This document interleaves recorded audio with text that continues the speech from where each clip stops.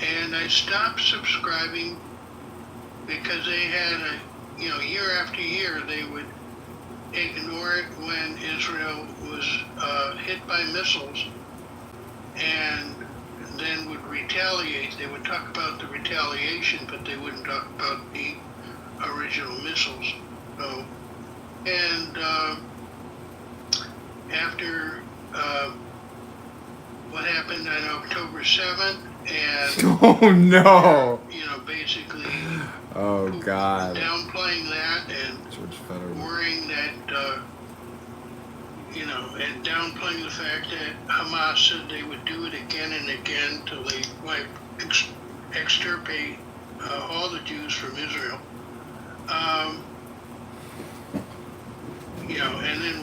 And then just take whatever Hamas says as gospel and just present it. I decided I didn't want to give money to them anymore. And we do have a new media landscape. We have, and if you want to get information about a earth, basically a flood coming or something like that, the best way to do it is text messaging. Everybody's got text messages. The phones have batteries in them, and we don't really require, radio the way we did before. And there's a lot more diversity on the internet than there'll ever be in broadcast media. Thank you. Of course, there are areas that aren't getting text messages, including areas of Texas where people died because the cell service is substandard there. So you can't 100% rely on that. And by the way, in West Virginia, there's a huge area of West Virginia, and Steve can speak to this better than me, that is a no radio zone because there are these super secret listening stations there that the government is running. So there are no internet, there's no Wi-Fi service, there's no cell phone service. So there are areas of the nation where you have to rely on radio signals sometimes from afar because they can't in that area transmit to inform the public. I mean, on 9/11, Rudy Giuliani gathered all the radio reporters together and said, "Come with me," because he knew he needed to use radio to get out vital information. Oil. Actually, they do this to save the lives of the camels because the large blood-sucking flies bother the camels. After bathing with the oil, flies don't come near the camels, and their lives are saved. Not only that, but orange tang is also mixed with water, and the camels are given this water to drink so that the camels can escape extreme heat. As a result, camels produce more milk. Why do people in Saudi Arabia? Like we did with the universal telephone service, and work on plugging those holes up, which, and then basically making a medium, but not, saying what you could over it. And also satellite, like what Starlink is doing, having satellites that can reach every place in the world, regardless of what mountains might be there, because they're looking down.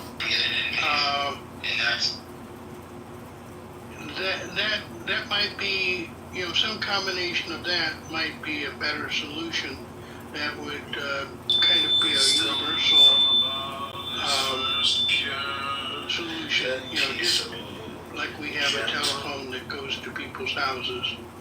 Except in this case, if we need to, we can broadcast things over these wires. And text messages don't have to be a big deal in terms of bandwidth. Thank you, Les.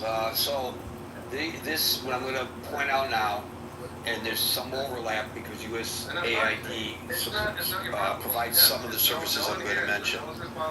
But these are services not part of the USAID budget. That in addition to USAID, NPR, and PBS are being cut. global health programs, $500 million. These are programs addressing infectious diseases, maternal and child health, and database prevention. Disease prevention through vaccination. That's according to PBS. Humanitarian relief and refugee assistance, $800 million cut. Providing shelter, clean water, sanitation, family reunification, and crisis relief for people who are displaced. Economic development and democracy building programs. That's over $4 billion cut. Humanitarian food aid and disaster assistance. That's about $500 million, $496 million. And peacekeeping and stabilization efforts. That's funding to UN and multilateral peacekeeping missions. That's $361 million that's being cut. So to answer Hanson, it is not just NPR, PBS, and USAID. There are other agencies that are being defunded as well. All right, thank you. I'm just going to focus on NPR and PBS, and I was really interested in. So I'll say this, I'm 35. The last time I listened to anything from NPR, even with the website to read anything, was like 10 years ago. So that's about the last time I've ever touched it. I'm an independent, by the way, so just so people know. And the last time, PBS, News Hour, that's about it. Right? On occasion, I'll go on the YouTube channel. Actually, I go to the YouTube channel and see like I forget who I forget who the guy is that's with Shields on Friday now, but that'll be on occasion. I'll check that out to see what they have to say on something. But other than that, as a millennial, right, these outlets, don't play of any significant importance into my life. But I'll tell you this. The last time I listened to NPR, I was listening to this podcast that I used to subscribe to for them called Hidden Brain. And they did an episode where they were supposed to be talking, first they did an episode, this is like way back then, and I thought they did a great episode trying to bridge the gap between people on the Israel-Palestine side, which was very, unbiased. It was very, they were giving both sides a voice. I thought, that's pretty decent. And then, sometime later, I would hear a podcast where they were talking about biases, particular biases in America, and they were talking about, and they went into politics. And so the host of it gave what he would say would be like a Republican or a conservative bias. And then I was waiting for him to give me where was the liberal bias. He never did. Right? He just jumped onto a whole completely different topic. And it was at that point I was like, I've always felt that NPR was trying not to say that it was liberal, but it is pretty liberal. Not that that's a problem with it. I wish he would just be open about it. Right? And I was like, but I was like, okay. I'm pretty much done with this particular platform. Right? It's not really of interest to me. And I used to listen to some other things on NPR radio. That's nothing. I feel like you're not really saying what you really feel, and you're trying to straddle this. You're saying it, but you're not necessarily saying it. Like I know what you really feel, but you're not doing a good job of trying to be down the middle of the line. But you're trying your best, right? But more to the bigger point, I think. Like with the last speaker, I think that we should be investing in the infrastructure, and if we were going to do any subsidizing, right, we should subsidize that so that people in rural areas and the most extremely poor people who wouldn't have access to these things can have access to great internet, great cell service, and those things. Because I agree with him in this regard. Like I said, I looked up the numbers, and it's about 5.1% like millennial, not millennial, but Gen Z. Even looking at listening to NPR or reading anything on it, and millennials is somewhere between 7% to maybe 18%, right? My generation looking at it. I think we've all kind of largely moved on, and I know that the big contention is often what do you do with the people who are very poor? What do you do with the people, obviously, who live in rural areas too, who don't have access to things? And I just think investing in infrastructure, by the way, for the conservative people out there on your side, there's your job, even for some of the liberal people, there's your job creation for a temporary time period. Building infrastructure, there you go. You've got to put some people to work doing that, but I'm fine with there being against airwaves or a network system that everybody can access for free. If they don't have the money, to afford anything else, to do that, and then they can choose what kind of media outlets, what kind of things they want to listen to. And I know, look, I live in an urban area, so I'm not in a rural area, but I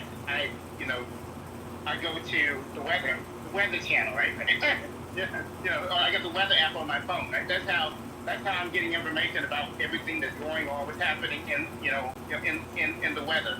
And when you tend to look at the audience for NPR and the audience for like PBS, outside of some of the kids programming, right? When you look at it, it's largely, this is the truth for broadcast television and cable.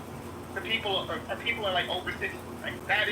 That's a larger age. So the older you are, more likely you are to have an affinity to it, I would argue, although with the exception of some people on the station probably don't, affinity toward these. And the younger you are, and the more technologically savvy you are, the less likely you are to have an affinity to them. I think the two should go, but I think they should be phased out over a period of time.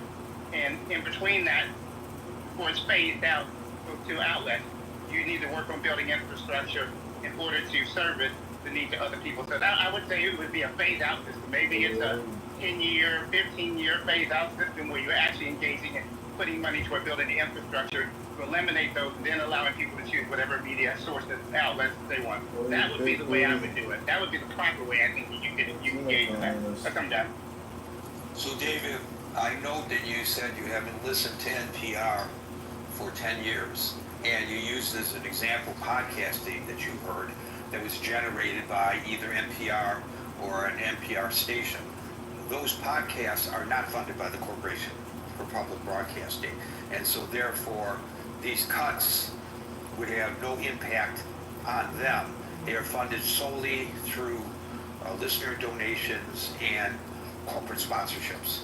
So that would not apply. So if you heard a bias in a podcast, which may be reflective or may not be reflective of a bias on the airwaves, rest assured that your tax dollars did not pay for that bias. Jane.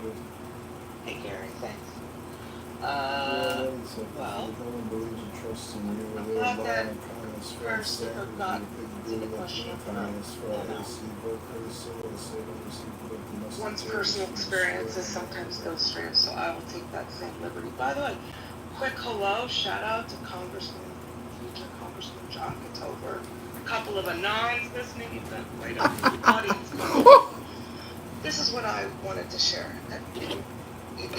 It's like only in a critical thinking form might this be allowed. So take like one step back, zoom out, pick your metaphor for observing what's going on in the United States.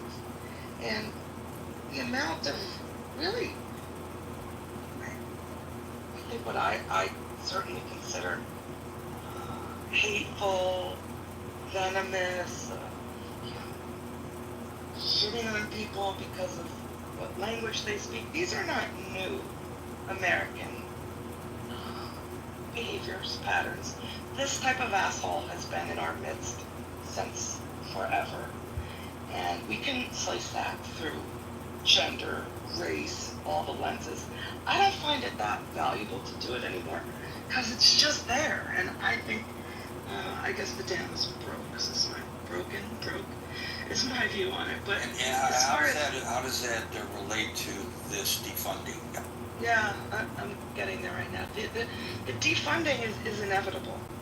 It's a natural outgrowth of that ethos that I was just talking about.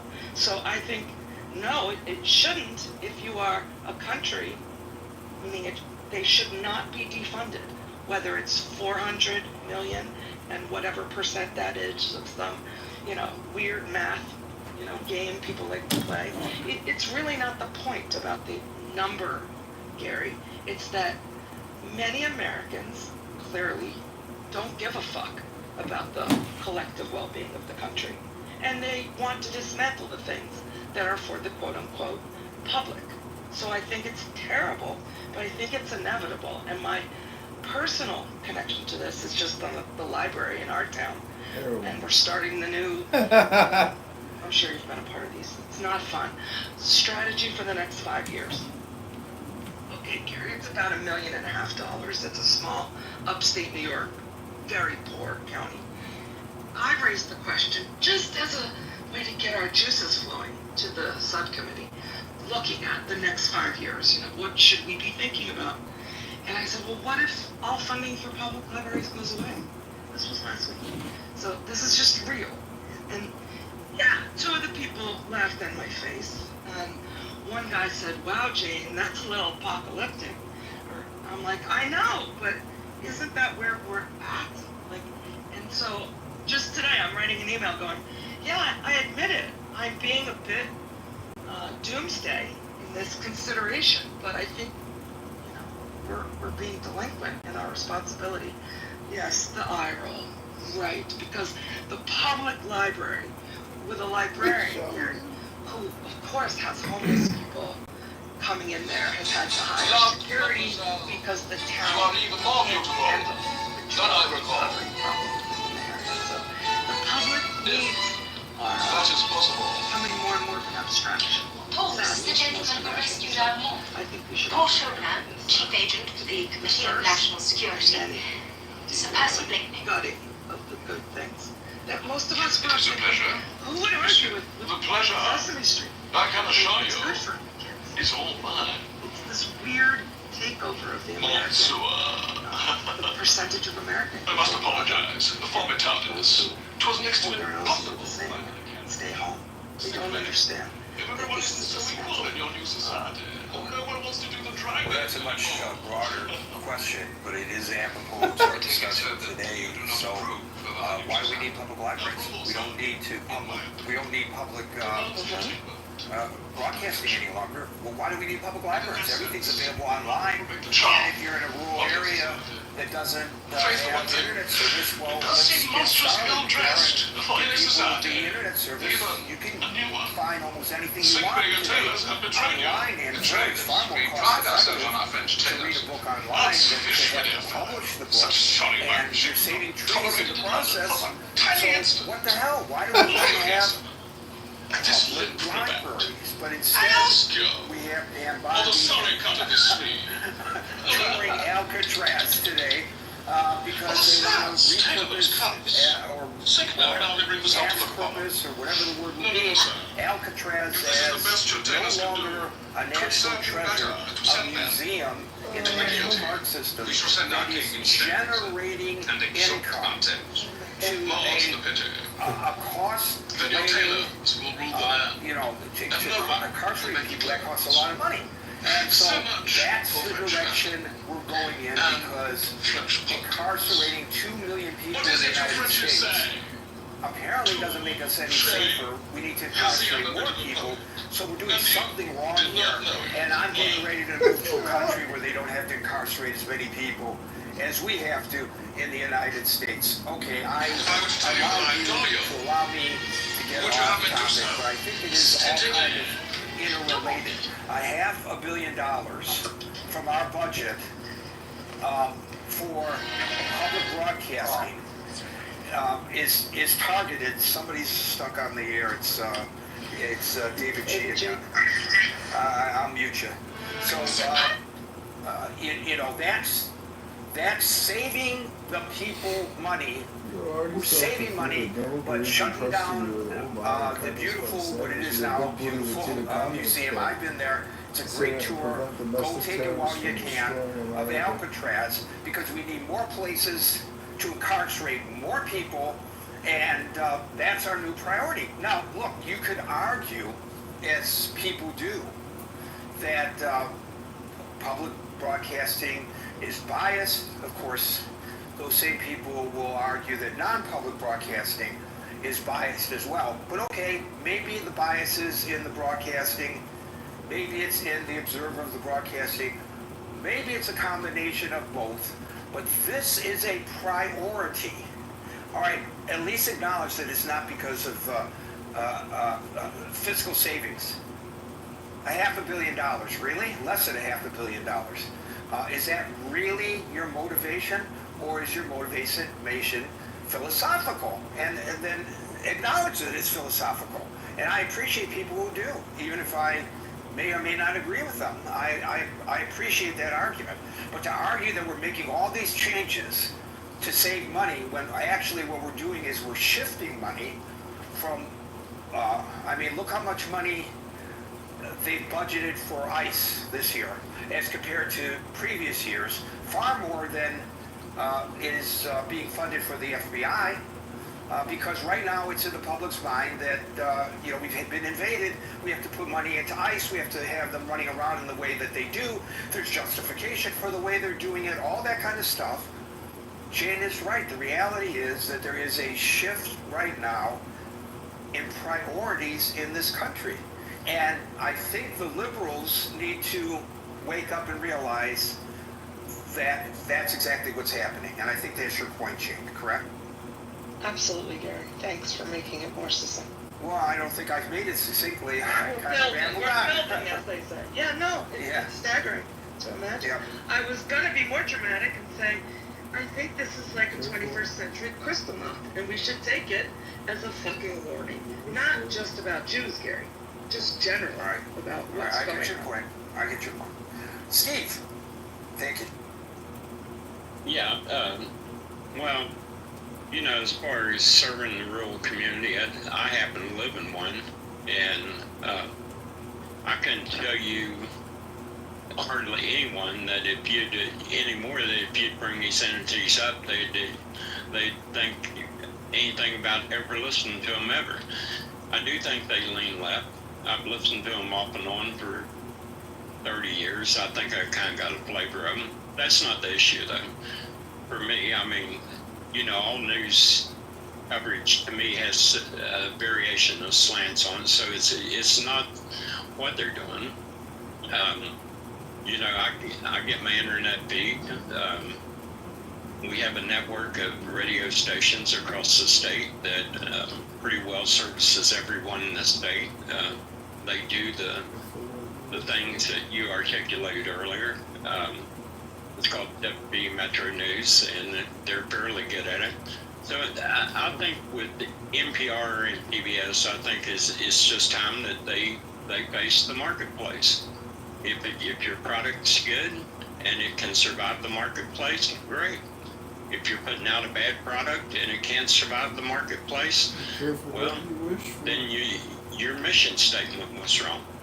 And to me, it's just that simple. I think it's at one time I believe that you're correct in how you framed the need for it. At one time, I believe that was probably correct, but I forget who said before, but we have a multitude of different media sources that people can draw on anymore.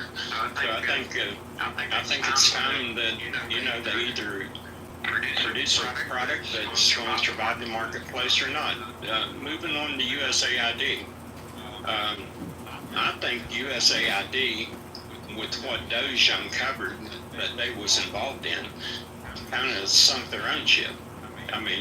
Some of the programs that was exposed, I think they lost credibility to what they was trying to do. Now, in the mix of that, was there good things? Probably was. But I think they took a huge credibility hit. And as far as, I was reading about some food, I think in Dubai, that they was talking about that was going to have to be burned biscuits or something. Well, and the way it was kind of initially framed is like this just happened. No, that stuff's been sitting there for years, not moving. So, if that's the way you're handling food and that's the way you're handling these programs, then it tells me you don't really have a handle on who would send out that kind of food without having the objective about what it was going to do or who it was going to service. So I don't think there's a complete retraction from everything USAID does, but I think it's a program that got out of control. I think it served a lot of purposes it was never intended to serve. And I think there needs to be a top-down scrutiny on the whole operation to make sure, like Rubio said, and I think he's completely correct, we need to make sure that this money that we send to whoever is doing things that strategically is in our interest. And if it's not, we should cut it off. And I think it's just really that simple.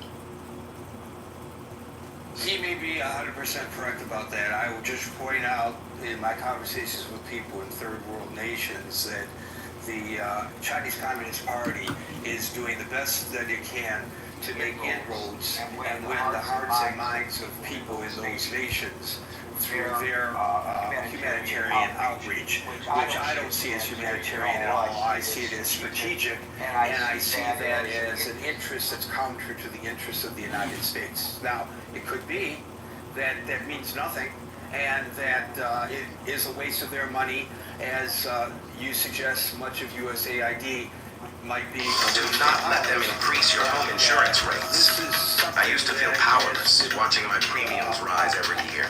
They count on you not looking for better of this nation for decades now. Maybe it's a bad strategy, and it's worthy of reevaluating. Thank you, Steve. Gary, I just want to raise like a question about or a point about. The question is, if it can't compete, like it should just go away. I mean, the danger is the market can't do everything, right? And sometimes with things that, like services that, for instance, the killing of local newspapers. How about bus service? Bus service, I will guarantee you that bus service in Philadelphia, if it's anything like bus service in New York City, it's a big-time losing proposition. Exacerbated because it's built in to be a losing proposition, but exacerbated by fare evaders. And what's the poor bus driver going to do? Get stabbed because he demands or she demands that the person pay, and I have to ride on that same bus and I pay. Well, why should they not pay? Well, because I'm now subsidizing them because they just either can't afford to, or in many cases, because it's so heavily subsidized, the fares are relatively low. It's not that they can't afford it, it's just that they know that they can get away with it, so they do. I've seen people get on the train and not pay, and get off at Newark Liberty International Airport to take a flight. Well, if they can afford the airline ticket, they certainly can afford the few dollars to take the train, the public transportation train, to the airport. It's that they do it because they can, not because they cannot afford. Yeah, no, absolutely. I think that there are certain things that everything, like there are certain things we subsidize, right? Libraries are a good example, right? I mean, the free market's not going to do that, right? It's just not, right? It's not going to replace public libraries, which are, I use my library all the time.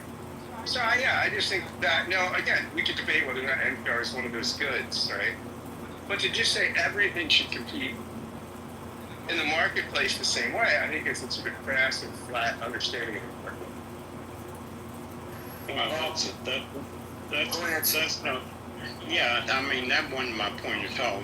My point was this: is to Scott's point, there are situations, and he pointed to the library, which I think is 100% accurate, that would be an example of a non-competing marketplace entity. But to his point, we have a saturation of media. It's not like if we lose these entities that we're going to have a media blackout. So you have a saturation of competition. When they're for profit, they're very different, right?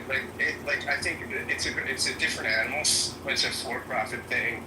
It's advantage by being nichier and that sort of. I think something in the public trust, which public radio is by nature, serve the different end.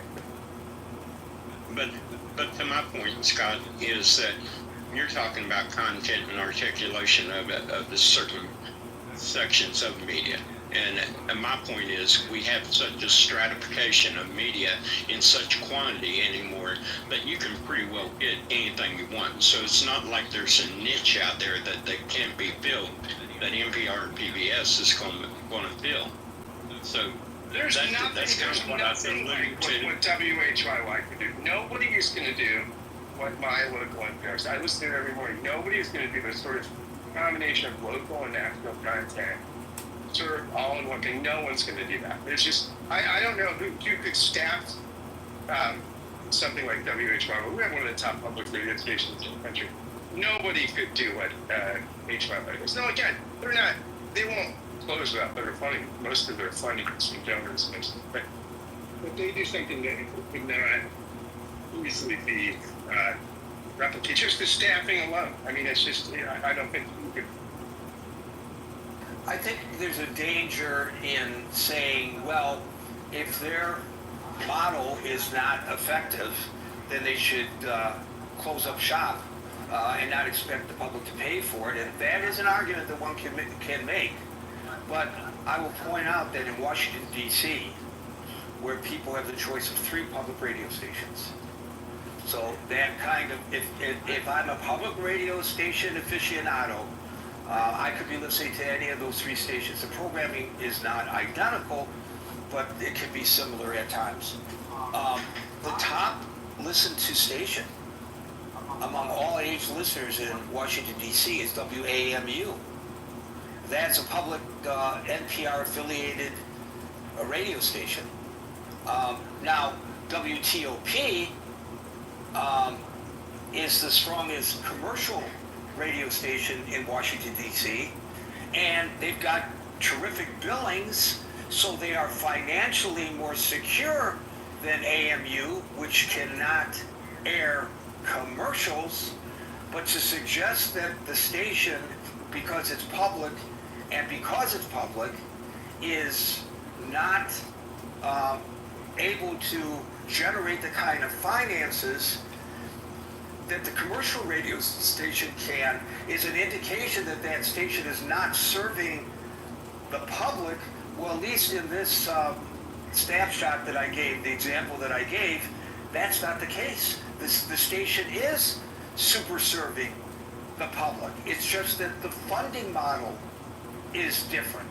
And so I don't know, Steve, whether it's a fair comparison. I think it's more apples and oranges. Look, if nobody's listening to the public radio station, and you suggest that in rural West Virginia people are not particularly enamored with their public radio station, then perhaps that public radio station, for whatever multitude of reasons, is not properly servicing the community.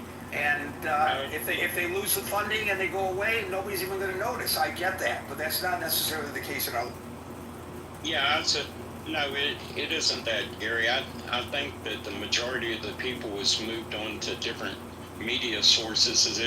I've listened to the local NPR. It's very similar to what I've heard in other states, and even states where I listen to it out in metro areas, large metro areas. Very similar content.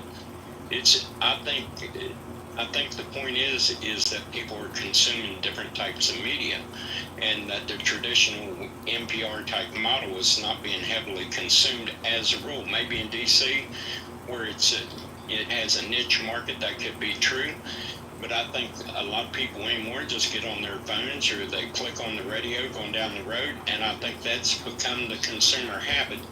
I don't think it's something that, is like we just don't want to listen to NPR. I think it's just a decision that's being made by media consumption in general. Amen to that. That's 100% true. Double. And by the way, we're now at 5:58. A lot of people on the stage. We will not be adding anybody to the stage. I'm going to try to get through everybody as quickly as possible so everyone gets a chance to speak. Gary, can you hear me okay? I can try to adjust my connection if there's a problem. No, you're fine. You're fine. That's great. Look, I have some personal connection, I guess, or in the sense that I've listened to NPR quite a lot. I listened to it in the late 90s in various cities. I listened to, and definitely into the 2000s. I remember having a conversation with my uncle, who was this, self-described libertarian who wants like very small government stuff. And I was like, yeah, but, look, to me, it was almost a justification of the government itself that we had things like NPR and PBS, like public broadcast. You had the BBC, you had the CBC. Like, to me, just based purely on the credibility and the quality of what they were putting out, I was like, yeah, we need more public institutions like this. Yes, tax me and spend it on this sort of thing. That was my attitude up through I would say the early 2010s. At that time, I took a break from all this stuff. I left the country. Although I will say, I don't know how much public money they give, but another public station that's more listener supported or some sponsorship, KEXP in Seattle.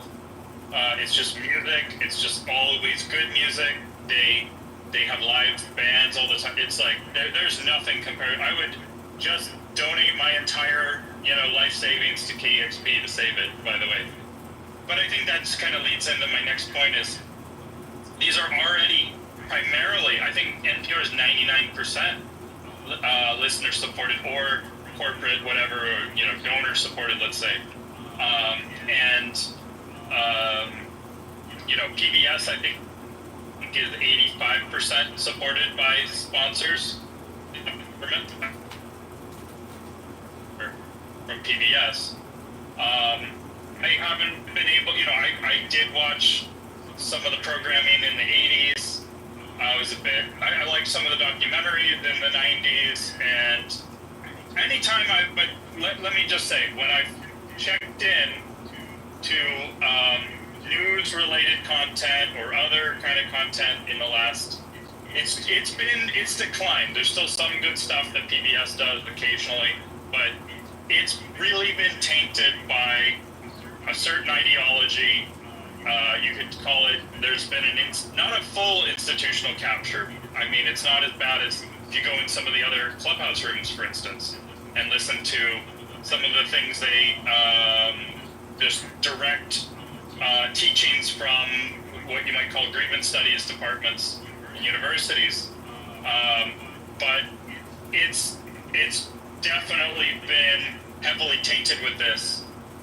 Someone mentioned earlier, that hate has there's always been this negative stuff towards different people, but it's more now. It's like, oh, what is the progressively safe or mandated, even I would say religiously mandated form of hatred, and that, and I think that is what has been pushed heavily. Super heavily, but let's say they may couch it a bit, they might hedge their reporting a bit, but it's very clear from the types of reportings, from the Russell conjugation they use, from all this stuff, that certain people that might be close to the majority of the country are need to be in various ways discredited, humiliated, all these things. But these aren't, predominantly the taxpayers who are, supporting this stuff. So I think, to me, they've lost a lot of credibility, just purely in how they've been operated, who's been, who the board members are, who the hires are. If you looked at the testimony, I think it was the head of NPR, the lady who did that, but yes, they had the political witch hunt with led by Marjorie Taylor Greene or something, but her answers were terrible. I mean, it really is no, I don't want Marjorie Taylor Greene, as ugly a human being as she is in every possible way, I think, frankly, won that argument. And it's yeah, I don't want my tax dollars going to, if this is how they're running their ship, and they're not course correcting in a significant enough way, and they're not admitting that they made, I think they did actually admit they made some mistakes, like Hunter laptop. I think they actually admitted, oh yeah, it's every bit of evidence now, they can't deny it anymore. They said, oh yeah, we should have actually reported that. But, I don't know. I think, Gary, to the extent this stuff is valuable, people like me will pick up the slack and hopefully do more to support it. And yeah, if far leftist people who hate people like me want to pay for that, fine. But yeah, I'd say I'm going into a tunnel, so I might lose connection. But I would just say,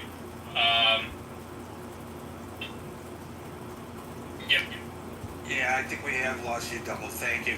I'll just point out that there are people on the left who think that NPR is leaning too far to the right sometimes, because they made a concerted decision on this No King's Day, where there were these massive demonstrations across the nation. Certainly something significant that ought to have been covered in my mind. They made a decision at the highest level of the news division of NPR to not cover those. Maybe it's because they were afraid of criticism, such as the criticism that Doge has leveled toward them. And so they may be a little gun-shy covering things that they ought to cover for fear that they're covering it because they are supporters of the demonstration, not because it's newsworthy. Ragged. Good afternoon. My comments are going to be mostly to USAID. Quickly, I guess, as far as I'm concerned, NPR, PBS, these things can be cut, not only necessary in the current information environment, but USAID is an organization that I worked with before. It's my background. I'm a retired lieutenant colonel in the United States Marine Corps. I was involved in the 2001 Afghanistan takedown of Taliban. I was involved in the restoration of governance and disaster response operations in Haiti in 2004. 2004 to 2006, I was in Iraq, Fallujah, Iraq. Ended that battle and the reconstitution of the city, and disaster response operations in the Philippines. And I would say that I've also been a professor at the University of the Marine Corps University, teaching expeditionary warfare school, and a student of the Joint Forces Staff College, and conducted many war games. And what happens when you conduct war games on just about any foreign affairs problem, from full spectrum combat to military operations other than war, is that the solutions that result from wargaming is always to engage all elements of national power across what they call the dime, diplomatic, information, military, economic spheres of influence. And to cut something like USAID, now, I've been extremely critical of USAID in the past. I told Condoleezza Rice herself in Fallujah that USAID was useless in that regard, in that environment, and we needed an arm of the government to do what they were supposed to be doing. So reform the thing, but don't cut it out entirely. That's insane. All you do is put more on the backs of the soldiers and Marines who have to carry the load during those operations. And you can erect any barrier you want. You can deport as many people as you want. You can erect terrorists all you want, but you cannot shut out the world. We are integrated. It's a global environment, and there's no way we're going to be able to avoid foreign entanglements as large as we are, as much as we're connected to the outside world. And the more, what you find in every one of these situations is you want to have a carrot and a stick. And the more you cut your ability to influence events on the carrot side of the equation, the more you have to rely on the stick. So, reform I think they're also cutting Voice of America, the information arm of the United States government. These things seem a little bit crazy to me. And the bang for the buck that you get for these is a very small amount of the federal budget. So, the idea that we're going to save the national debt from these things, really, if you don't cut the defense, Social Security, or Medicare, you're not really doing anything for the national budget. But this minor, almost footnote on the actual budget actually produces a lot of, it allows for the propagation of information in those environments, and you can influence events with if USAID is properly executed. So reform the thing, put another leader in there, don't cut it. That's insane, and it puts more on the backs of the soldiers and Marines who have to carry the load. And I presume that when you do those war games to which you refer, part of the equation is, because they're all what ifs, right? So what if uh, you need to have support from the populace when you are engaged in a foreign country. And so I think part of this is winning the hearts and minds of the people. And I think the problem is that the void that will be established will be quickly filled by the CCP. And I don't think, when push comes to shove, when we have to in the future deploy soldiers and Marines, that that gives them the kind of leg up that they really ought to have. Is that a fair assessment, or am I, as a civilian never having served, way off base? No, exactly what I was talking about with Secretary Rice. One of the problems we had little to no employment opportunities in Fallujah. We were trying to restart the economy, so the insurgency was able to just grab any young man off the street. They would throw him on the street corners, and they'd pay him $50 to plant an IED. Once we got the glass factory and cement factory going, they had a lot fewer young men who were willing to do that because they could make money for their family without having to risk their lives. So, by engaging the economic side of the equation, we lessened their ability to gain foot soldiers in their cause. So that we did that ourselves without help from USAID. My point to her was, she asked me, well, we had four lines of influence: training security forces, conducting security operations, developing local governance, and kickstarting the local economy.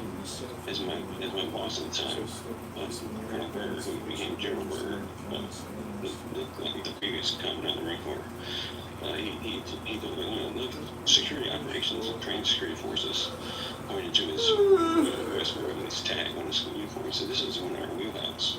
But I've got guys out here trying to kickstart a government and economics, an economy that we're kind of coming up with that on the fly.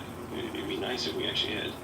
And he asked us what we needed. I said, well, it'd be nice if we had a United States Agency for International Development, which of course she said, what do we do? I said, well, I know we have one entitled that, but they don't seem to be doing anything. So I'm for the concept, reforming the organization and actually energizing it to do what its mission statement is, and not gutting it. So what you just described in Afghanistan is exactly the business model used by drug dealers in our inner cities. If the kids can't get jobs, drive around in flashy cars, show them what they can have if they come work for you, and pay them to sell the drugs on the street corner and possibly take the hit. And if you give them a real job or an opportunity for a real job, then maybe they focus their futures on a future which, that's a dead end on the street corner. So it's exactly the same business model. Thank you, Ragged. Thanks for your service. And thank you as well for your occasional contributions here. People do listen when you speak. Adeline. Hey, and Ragged, I thought did a good job of bringing up one of the points that I wanted to make with, it's an investment. But I wanted to look at the big picture. But it's not just the cost of the thing, it's bottom line. So like with the military, you couldn't have a net gain. So philosophically, I think, is the bigger picture, the harder thing to address. And then, you look at things, for example, private sector versus public sector. We have medical research. Where are the drugs? There's some drugs that we don't have because it's not profitable to make them. So there's a lot of these things that could make quality of life better for everyone, I bet, if it was feasible to do the many years of research and everything. So sometimes, there's definitely a place for this public sector. And I'm big on that because potentially that's where you can really, all hands on deck. You can really get things done, potentially. But then there's this side, what I call it, the bureaucratic side effect. how are things done? Sometimes they're not done good. So there's that too. So to do the philosophy, so people, there's two problems. We get on the public side, we have the bureaucratic mushiness of lack of effectiveness, and on the marketplace side, we have a more corrupt, condensed wealth marketplace than ever. So that's a problem, because if the marketplace is messed up in that way, things might not happen right either. So, for example, advertisers that do it, they're only going to be owned by certain, more bias or whatever. So there's issues with both. But anyways, I think philosophically, people have, that's where you have the differences. Your underlying assumptions, public versus private, and what's understood there, the pluses and minuses. I think a lot of people are kind of ignorant there. How does it work as an investment? People might not see the investment at all. People might not see the skewer and the condensation and the problems of the marketplace at all. So to make that kind of judgment, that's what needs to be done. Their underlying assumptions. That's why we have such big opinions. Now on the low-hanging fruit, the really easy stuff, yeah, there was very biased against Israel. It's like what wasn't said and how I think and I learned a lesson from that. I thought bias was more simple. That you say good stuff about something and you say bad stuff about something else. No, that's kindergarten bias. Bias is a little harder to see. It's kind of what doesn't said. It's who you interview. It's words you use.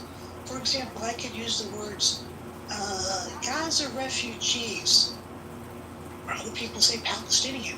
What's a Palestinian? I don't know what that is. I say a Gaza refugee. Better example is terrorist versus militant. The people who attacked us on 9/11, terrorists. The people who attacked Israel on October the 7th, militants. What? Exactly. But that's getting us a little off on topic. But it is my issue as well as yours. Yeah, that's the low-hanging fruit. That's the low-hanging fruit. But I just wanting to mention, a lot of people here may not realize they might not see bias, because sometimes it's just how you use words. But anyways, there's tons of bias there. I'm an independent, by the way, Gen Xer, and we have radios and we have a radio collector in this house and a ham radio guy, and I think philosophically, yes, I think philosophically, now I hate NPR in many ways, and it's so annoying to me with everything. If they start with a beautiful topic like a drug development, oh my God, yay, finally they're going to talk about some drug development. I'm all ears. And then it turns into all about some kind of racial lens. Like, wait, what? I was all set up to hear something scientific and interesting, and it turned into equitable racial thing. I hate that. It's so annoying. But even though I'm very annoyed with them, and they weren't like that 5 years ago so much, very little. This is only the last 5 years they went down the toilet with that. But anyways, I still want them to be, I'd say I'd want them to be funded, because you don't have anything like that in the private. It's not feasible, and I'm sure they make money somehow. If more investment and they need to have certain program that brings them some more money or something, I'm sure that could be done if budgets are tight. I bet they could respond to that. But because I think the decision needs to be made more on a deeper philosophical level, as if anything more so than the annoying low-hanging fruit. That's all. Thanks. Copy that 5x5. Steven. Hey, how's it going? My number one thing with USAID is a lot of people seem to not understand or not get that all that food that's being produced for USAID is being produced in the United States of America and is funding our farmers, and has been for a good long while. So as far as USAID and food production, feeding the people, vaccinating people around the world. It is nothing to do but with, number one, how could we, as the strongest country in the world, quote unquote, sit there and watch millions of people die? Not okay with me. As far as public broadcast systems go, I've watched. I still listen to KNPR, and I still watch freaking the PBS. I watch freaking Antiques Roadshow, my favorite show in the world. Sorry, yeah, I'm a Gen Xer, but I love old shit. And it's a great source of education, not only for adults, but children. And I do have a 6-year-old son who has grown up on PBS. So just as I grew up on PBS, and just as so many people on this stage grew up on PBS. And if you have any questions about PBS, go watch Mr. Rogers addressing Congress about PBS. If you have any questions, by far one of the greatest men that have ever freaking graced the television screen and brought so much to the world. Period. And I don't care what part of the world you're in, because Mr. Rogers was translated into many, many, many different languages, as well as Sesame Street. It gives our kids the fundamentals. I watched it happen. Yes, there are programs on the computer and all this other stuff that are available, but nothing as accessible. And lowering access to any kind of education is just, again, goes against our stance as the greatest nation in the world. I don't think any great nation would be limiting access to education of any form. As far as the biases in media go, I think we are all old enough to remember in Ronald Reagan's administration, him and his bills making it to where news agencies didn't have to give equal time to both sides of the story. That used to be demanded. It used to be a that was Clinton. That was the equal access was died in the Clinton administration, not in the Reagan. Well, it started in the Reagan administration. It might have taken its final nail in the coffin in the Clinton administration, but nonetheless, we can go through the history books and we can go through the documents and we prove. Well, I lived it. I lived that too. I lived it in the industry, Stephen. So I. Well, I can appreciate that, but all I'm saying is. Needless to say, who did it? It was a wrong thing to do. Don't care. And I like Reagan as a president. Just like every president, there's some things I don't like about Reagan, and there's some things I do. Just about like Clinton, there's some things I liked about Clinton. There's some things I did not. But here nor there, we need to really wrap our heads around why the media and quote unquote news outlets have become so one-sided or the other, in order to reinitiate some of these idealisms that we want as Americans, equal freaking opinion. Okay, we're expanding the conversation. There are a lot Sorry, of I'll get back. But I will say it's a beautiful day in Stephen's neighborhood, I'm sure.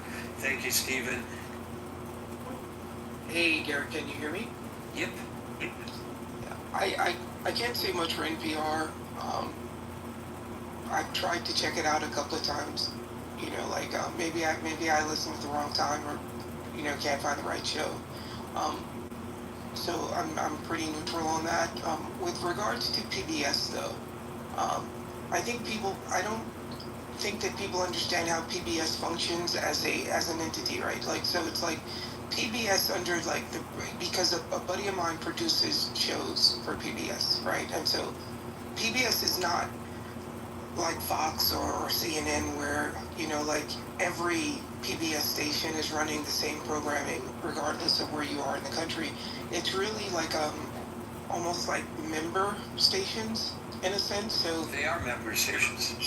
yeah, and it's a lot of these member stations do their own programming, right? So it's like I could be watching Channel 13, which is PBS here in New York, and you could be watching Channel PBS 56 in Detroit. Yeah, there you go. And we at the same time, and we're watching two completely different. Exactly. Sometimes it'll be the same, but sometimes it might be the same if like so again. So my buddy who did a show, the PBS NewsHour, I would imagine. Yep. They all have. They're all carrying it. Frontline, they're all carrying it, but they're not all necessarily carrying everything that is offered by the network. That's correct. And the same goes for NP. I didn't know that. So, some of this is sponsored. I don't think the cutting of the funding for PBS in general will shut down PBS because there are a lot of corporations that really do give a lot of money to PBS through grants and endowments. I think it will hurt them, but I think it won't like crush PBS per se. My thing is more so, I was a latchkey kid here in New York City. I grew up watching PBS, like to the previous speaker caller who talked about shows like, Mr. Rogers, and you yourself, you talked about Sesame Street and the Electric Company and all these other, Zoom. I don't understand the issue with, okay, you don't want to watch some woman making vegan recipes on PBS at 8 o'clock at night. Okay, whatever, right? But to think that PBS does not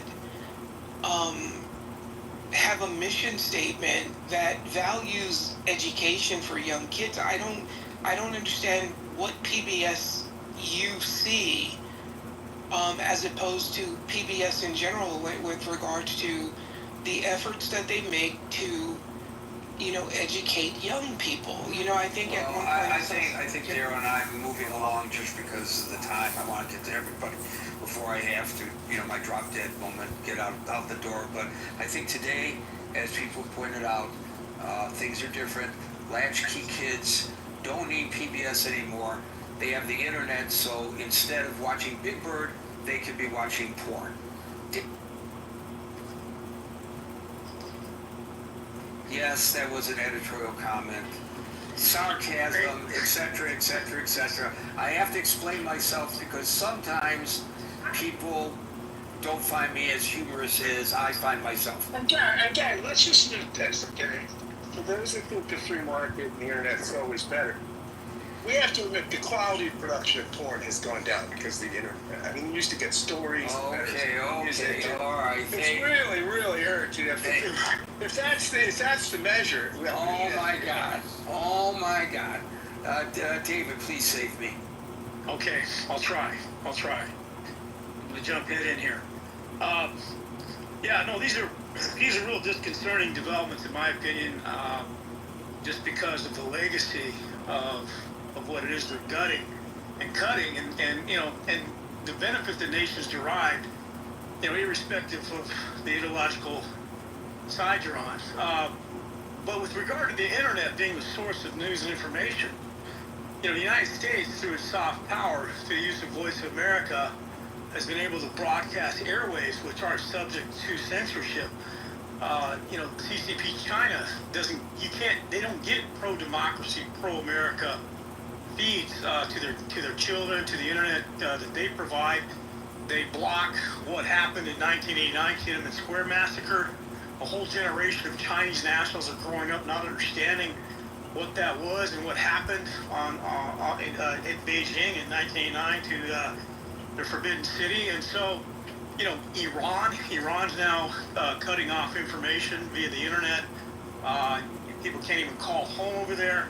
But with regard to the airwaves, this is the way the United States has been able to broadcast.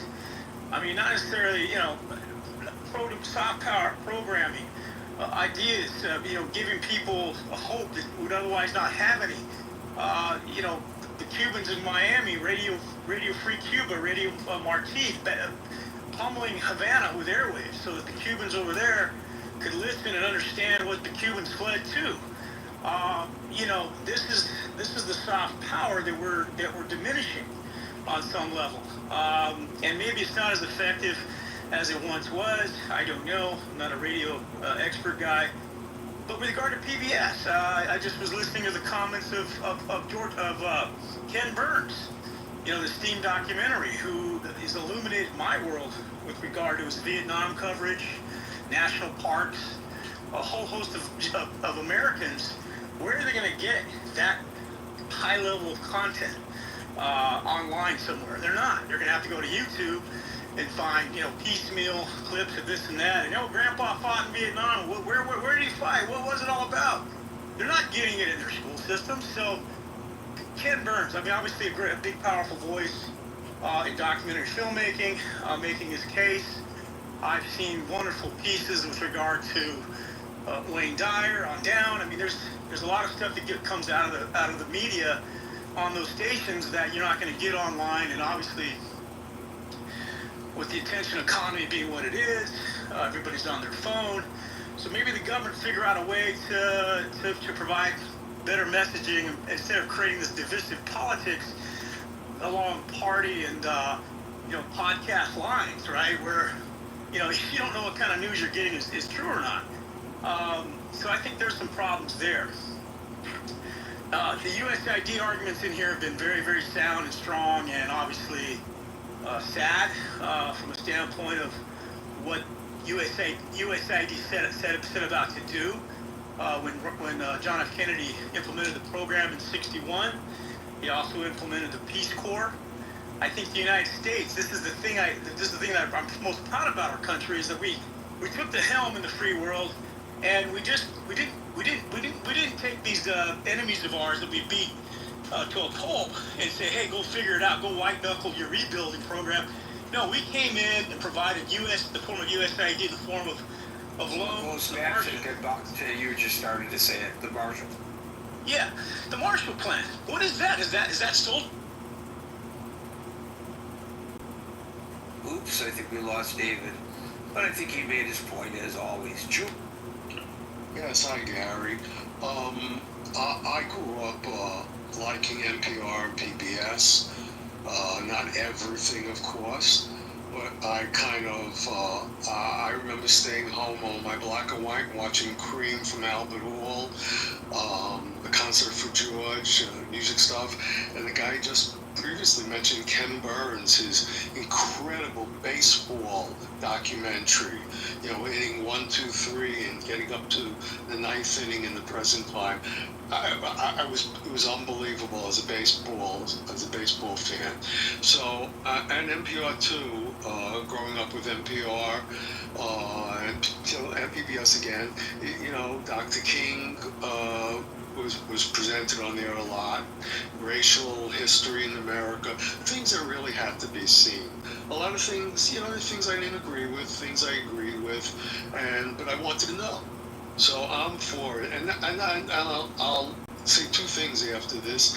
One is the children's shows, Mr. Rogers, and God, my son loved Mr. Rogers, and you know, Sesame Street, invaluable to children. Now, the last thing I'll say, because you have to leave soon, and this is all about federal funding of NPR, PBS. I think they should allow taxpayers, you can pick an amount, 10% of your taxes that you owe, or whatever. If your tax is like $1,000, 10% is $100, and you should be able to point where you want that $100 to go.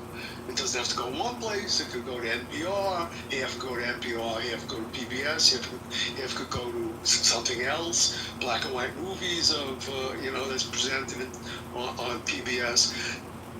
I think, you know, we should fund it, but let people fund it that want to fund it. You know, what do you think of that idea? It's a unique idea. I think I've heard it proposed before. I don't know how it could be implemented, but it's an interesting idea. Thank you, Jules. John? Yeah, hey Gary. I think that pulling funding for NPR, PBS, USAID is essential. I mean, The GDP to debt ratio is now at 133%. It's only going up. And why not cuts to the defense budget, which Absolutely. would be meaningful as a That's another trillion right there.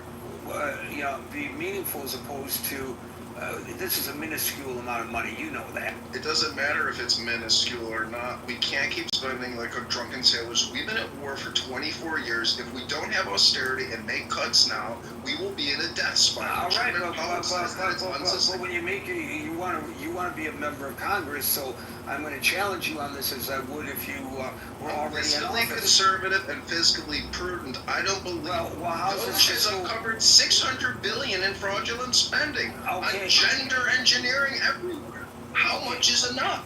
How is this being fiscally responsible? Are you suggesting that this is other nothing areas? but U.S. propaganda. If they can't turn a profit, you're out of business. It's that simple. Are we going to keep borrowing 40% of our economy? It's not a real economy. So you would apply that to the Defense Department if they can't turn a profit? They're 100% lower to $600 billion a year. We are spending $700 billion a month and only taking in $500 billion. It's unsustainable. How would you anticipate? I'm helping you. I'm preparing you. If you get elected, you'll be on CNN or Fox or on someplace answering these kinds of questions. Surely, if I have the opportunity, I'll be asking you these kinds of questions. So how do you make the Defense Department profitable? We stop passing big, beautiful omnibus bills and spending $700 billion a month, but only taking in $500 billion. We have to stop borrowing and spend. That's not the argument. The question is, how do these minuscule cuts really address in other words, if you triage the problem that you just so correctly articulated, how does cutting money to the Corporation for Public Broadcasting even make a drop in the ocean of overspending? Gary, it's called stop spending money you don't have. You stop going to the layaway aisle at Walmart and buying stuff you don't have money for. We don't have money for this. We can't keep borrowing and spending.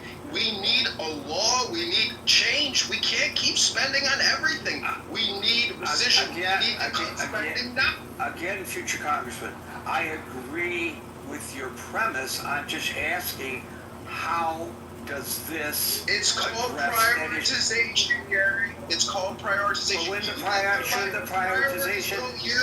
We as a country have to live with priorities. NPR and USAID is no longer a priority in our book of business. So the priorities are not based on what actually financially will gain us what you want to, what your goal is. The priorities are what you see as wasteful. It's called pragmatism, Gary. We cut the borrowing, we cut the spending on things we don't need. We don't need USAID, NPR, PBS. They're done. They're gone. They're history. We are entering into a new age of fiscal conservatism because we can't keep borrowing and spending. It's not an authentic economy. How are we entering?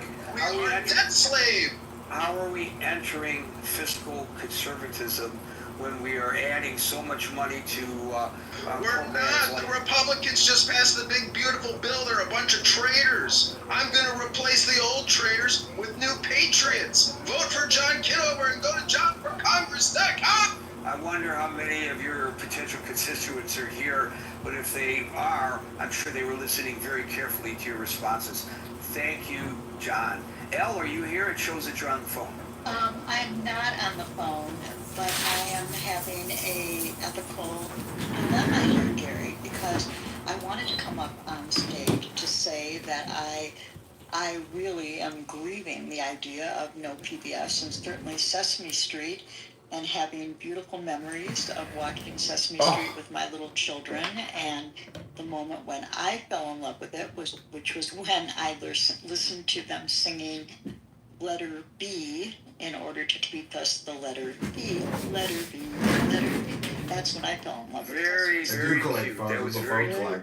I know, and it's really true, and they've been part of my heart forever. However, I guess this is not probably appropriate in this moment, but I was in the chat and just saw that this Kitover guy is on your stage.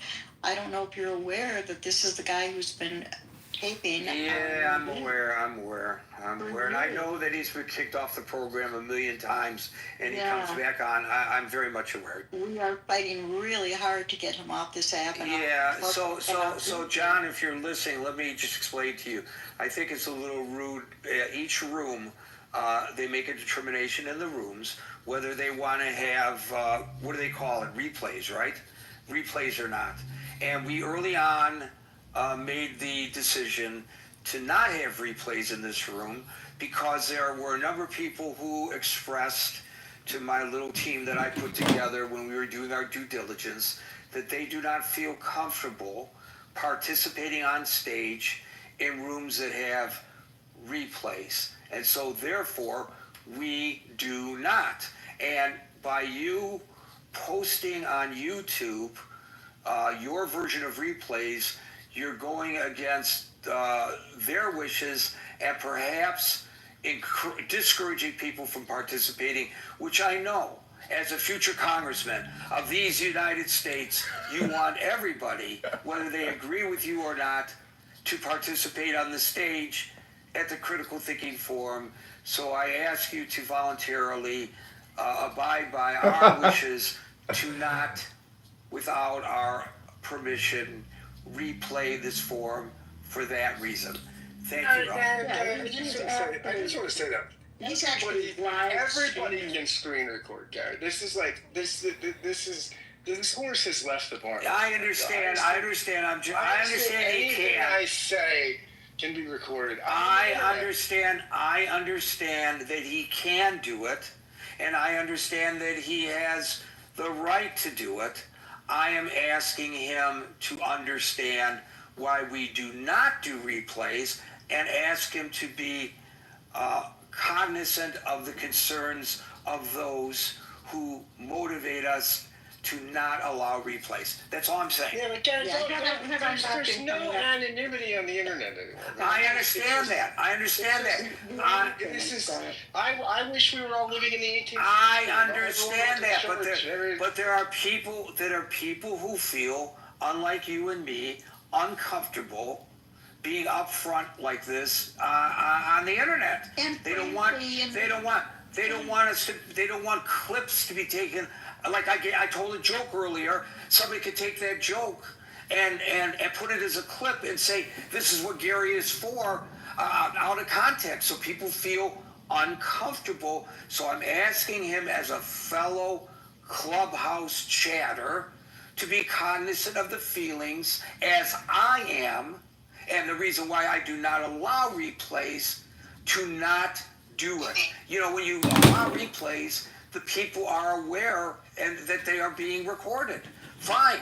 And then they decide that they want to or they don't want to. If I'm advertising that we're not recording and then somebody else is recording and playing it, that's not fair to those individuals. Well, had I not seen that I was up next and then suddenly saw him, I was shocked that he was on your stage, so I would not have been comfortable sharing a stage with him. I just didn't know whether you were aware. Yeah, I'm aware. Thank you, Al. Meryl. A couple of people have already expressed quite well how I feel.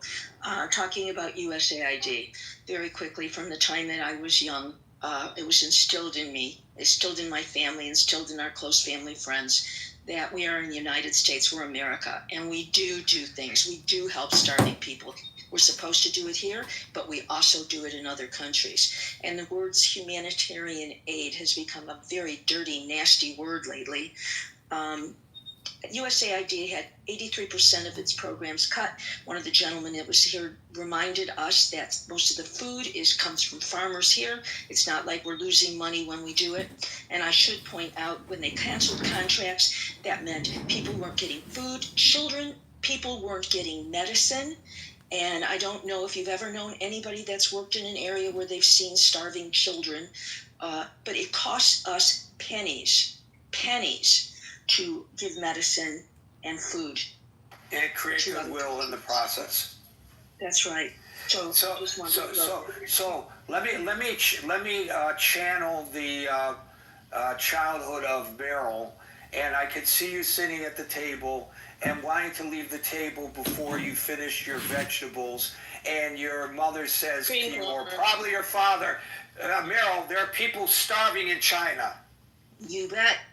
You see, I know how you were groomed to be compassionate, Meryl. And we couldn't Shame on your parents. We couldn't go out on Halloween unless we were collecting for UNICEF. There's all kinds of things. Yeah. See, because you and I are of the same generation and the same kind of household. Thank you, Meryl. Dominic, Stan, and then I think, David, you spoke, but you got cut off, so we'll give you a chance to finish what you were saying. Okay. Dominic, Stan, and David. I'll be quick because I know you got to go. There's so many things to talk about. I'm gonna go with AID. The Marine who spoke, I thought, spoke quite informatively about the utility of USAID, and he said a couple of times, we should reform it and not eliminate it. And I think that hits the nail on the head. It became an organization that seemed to be beyond reform. And unfortunately, it had been allowed to operate quasi-independently. I have members of the intelligence community who operated within AID. It was a foreign policy. It was no longer humanitarian aid. It was simply being used as a tool of foreign policy, and it had lost much of its authenticity. At least that's the argument that was made to me. So I take my family members. I know that he's been kicked off the program. I don't think they're going to lie to me about it. But so, to the extent that the purpose is valid, I would support a reinvigorated effort to recreate an institution like USAID. As far as you know what, I'm going to leave it there because you're in a hurry. Thank you. Talking about USAID. Dominic, Stan, and then David again for a completion of his previous discussion. Stan? Hey, Gary. So just some general themes. I thought the Marine did an excellent job describing USAID. I think that there are different programs that are constantly getting modified. I think that the Doge folks did us a disservice by lying about some of the programs. Clearly, there are some programs, and not everybody's going to understand the details about it, but we all think because of Google or because we saw something on TikTok that we are experts on it, and that's just naive. But that kind of moves on to the problem with NPR and PBS. Clearly, they have a different viewpoint that they share out there. Sometimes they bring educated topics, like the fact that we've now learned that people are born with their brains and they can actually be born with male genitalias, but with thinking that they are females. And that is offensive to some people, that the newer science becomes something that they don't want to hear. And if they hear that on NPR, then all of a sudden there's a bias because they're talking about science that people don't want to believe. So but the downside is by defunding NPR and PBS, what we're going to see is that in popular cities, as Seattle was mentioned earlier, or where I live, there's going to be plenty of local people that donate, and it's going to stay on the air. But in rural America, where people don't have as many choices, they're going to end up taking the hit. And maybe it's going to be positive for those people like that are up for office, because they'll have a less smart electorate voting, and they won't actually know all the details about things. So I guess you could argue that if you are a Republican running for Congress and you want stupid electors, it's great that NPR is getting defunded for your rural voters. And likewise, you wouldn't want people to find out about the good programs that USAID is doing, because NPR might be able to tell people about that. We want to defund that. And earlier, someone mentioned we should be spending money on rural broadband. Biden had a $42 billion program on rural broadband to bring rural broadband, in other words, high-speed internet for people that live in rural America. But I believe that has been put on hold. The downside to Elon's Starlink product is that the more density of people using Starlink in an area, the slower it gets. So when it was reviewed, the government and others decided it wasn't good enough for rural broadband because of the fact that it degraded with more users. So with that, I've been really quick, but Gary, again, thank you for having me through. Thank you, Stan. David, wrap it up for it. Yeah, I don't know where I got cut off, Gary. I think I inadvertently exited the stage when I thought I was talking, so I didn't have my headset. But I was talking about the legacy of our nation's great wealth, and the way that philanthropists, even though he was a robber baron like Andrew Carnegie, who funded the library system in this country, spent millions of dollars because he believed that you needed to provide resources to the poorest of the poor to have a leg up. And this is well before our educational system took off the way that it did. I talked a little bit about what if it was my mom? Kennedy and I think my mom knows she's on my podcast. Marshall Plan, the Cold War. The Cold War, many argue, was won on the backs of soft power. Creating the environment that this is the better way to live in this world, to have freedoms, to have a prosperity, to work hard for something and not have it necessarily tacked to death or controlled by an oligarch or a dictator. I think these are important values, albeit as imperfect as they are, that we need to continue to message around the world. And with regard to the internet, and every internet I know today, every program that's out there is paywalls. It's apps that you have to buy now or download. So everything's being segmented again. You want this program, you got to pay for that. So at the end of the day, you're paying as much for the internet as you are cable. I cited, I don't know if I got cut off, but I was citing Ken Burns, and I was citing the wonderful content that this guy's produced that's putting out there on the public airwaves, the Vietnam War, our national parks, repositories of history and knowledge that I don't think our school systems are delivering. And so these public airwaves, how much is it costing? Is it, to Merrill's point, is it peanuts? Is it what is the bottom line here to have these great resources out there working on behalf of all of us? And I get it. I get the whole bipartisanship and the political agendas that they're saying. But with USAID, I think it's an American message. It's not a Republican or Democrat or MAGA message. It's, your people are poor. We're going to help you save them. We're going to help you vaccinate them. We're going to help you heal them. And we're going to do that with great people. How many more Americans do we want plying their trades in the free market, working in Wall Street or internet companies? These are Americans that are out there on the front lines giving back to the world and taking their education and knowledge and promoting the best of this country. And then we're just firing everybody. And so I think there's something to be said about that isn't being talked about as well. And so I think as long as America wants to continue to fight the Russians, CCP China and what they're doing, I mentioned the fact that the internet is controlled over there. These dictators know how to control information. With airwaves, it's much more difficult to stop airwaves that are coming across the skies. And I think Voice of America was front and center of that. Was it too left or liberal? Who knows? But I'm saying, why don't the Republicans figure out content and create content that promotes a lot of what they're talking about? So instead of just throwing it all out the window, they're smart people. Why can't we create some content that sort of has 50-50? I don't see. This is the thing, Gary. I don't know exactly what it is they're attacking, if it makes sense or not. If it's just a matter of line item and getting out of the budget, so we could put the money elsewhere for our own projects, our own special interests. So these are the talking points that are very difficult to parse.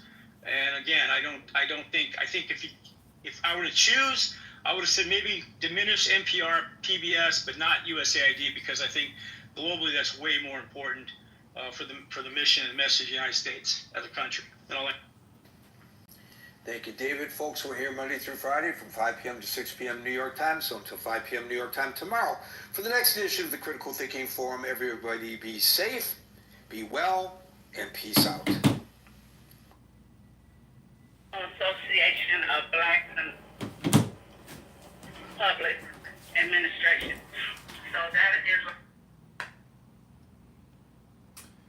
Not happy. people in the municipalities. And so we would have conferences and do things in different cities all over the country. And Dallas hosted a public forum for some black judges and some other officers, the elected officers. This particular year, they were running as Republicans, and we wanted to know why. We knew they were Democrats, but most of them had gone to Republican.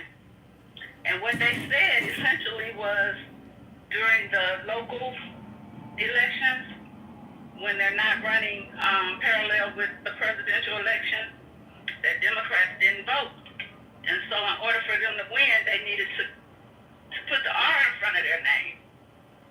Because the Republicans came out and the Democrats didn't during the local election, which was really sad to hear, but that's what they had to do to have a fighting chance to win. So I can see that. Definition of a rhino. That's the definition of a rhino, right? Republican in name only, yeah. I can see that. Yeah. Only thing is, like, even in our, like, if you go to Alpharetta or, I'm just trying to think of a very, very rich enclave, it's still run by niggas. They're gonna have, like, they keep saying they're gonna gentrify Atlanta. I just don't know how they're gonna do it. How's that? Raise the rent. Raise the rent up. I mean, I'm pretty sure it's getting high now, but I know it's, people have been talking about it before, and they just need to continue to do that, and they'll price people out. What, in Atlanta? Yeah, I think so. Just because I know you can't price the people out. But that's the thing about Atlanta. Every time they've done it several times. I've been here for 20 years. They've tried to price people out of every neighborhood, and black people. The abortion Democrat groomer. They tried to price niggas out of there, and the niggas. It's always gonna be somebody with the money to do it here, and as soon as one come, it's just like clockwork. The rest just start coming through, and I guess it's because they built the belt line, so you have some white people coming, but the only white people that are gonna come here, it's just gonna make the city way more democratic because it's so black and it's so tolerating my obnoxious. It's been like that for so long. Only white people that are gonna move here and feel comfortable. I cooked a lot of bread. Democratic white people that are used to being around and feel more comfortable around black people. So I think the thing that they're trying to do with Atlanta, if they're trying to make it go back red, it's not. They're actually doing the opposite. All right. I can't argue. I'm not there. I mean,